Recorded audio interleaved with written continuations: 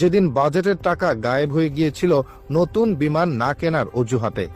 System তার জন্য কিছুই রাখেনি, না কোনো আধুনিক যন্ত্র, না কোনো বিকল্প নিরাপত্তা ব্যবস্থা।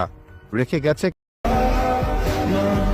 একটা বোতাম চাপলেই, হ্যাঁ, মাত্র একটা বোতাম চাপলেই ফিরতে পারতেন তিনি।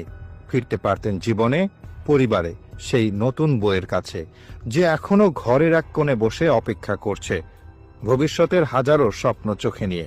তবুও ফ্লাইট লেফটেন্যান্ট তৌকির যাননি। তিনি লাফ দেননি প্যারাশুট নিয়ে, কারণ তখন আকাশে ছিলেন তিনি একা নন। নিচে ছিল একটা স্কুল, ছিল শিশুরা, আর ছিল তার মাটির প্রতি অগাধ দায়িত্ববোধ। শেষ মুহূর্ত পর্যন্ত চেষ্টা করেছেন বিমানটা যেন ফাঁকা জায়গায় পড়ে, আর যেন কেউ প্রাণ না হারায় তার অজান্তে। এটাই হয়তো একজন সত্যিকারের সৈনিকের পরিচয়, নিজের প্রাণ নয়, আগে দেশের প্রাণ। কিন্তু প্রশ্ন হলো, তার যে বিমানটি ছিল সেটি কি এই সময়ের উপযোগী ছিল? একটা পুরনো F7, যার উৎপাদন বন্ধ হয়ে গেছে বহু বছর আগে, কিন্তু তবুও সেই মরচে ধরা যুদ্ধ বিমান এখনো উড়ছে আমাদের আকাশে। তৌকির আকাশে মারা যাননি, তিনি আসলে অনেক আগেই মরে গিয়েছিলেন। যেদিন 1976 সালের বাতিল যুদ্ধ বিমান 2025 সালে চালানোর সিদ্ধান্ত হয়েছিল, যেদিন বাজেটের টাকা গায়েব হয়ে গিয়েছিল নতুন বিমান না কেনার অজুহাতে। সিস্টেম তার জন্য কিছুই রাখেনি, না কোনো আধুনিক যন্ত্র, না কোনো বিকল্প নিরাপত্তা ব্যবস্থা।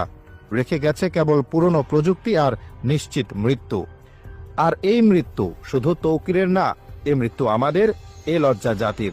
তবুও ফ্লাইট লেফটেন্যান্ট তৌকিরের প্রতি রইল আমাদের শ্রদ্ধা। তার সাহসিকতা, ত্যাগ আর দায়িত্ববোধ আজ আমাদের চোখে অশ্রু এনেছে, হৃদয়ে জাগিয়েছে হাজারো প্রশ্ন। জানা গেছে তার পরিবারকে একটি হেলিকপ্টারে করে ঢাকায় আনা হয়েছে। রাজশাহী থেকে বিকেল 5টায় উড়েছে সেই হেলিকপ্টার, কিন্তু ফিরে আসবে না তৌকির। আমরা আজ শুধুই প্রার্থনা করতে পারি, এই দেশ যেন আর কাউকে মরচে ধরা বিমানের সাথে জীবন বিসর্জন দিতে না বাধ্য করে। তৌকির, তোমার আত্মার শান্তিতে থাকো। তুমি একা নও, পুরো বাংলাদেশ তোমার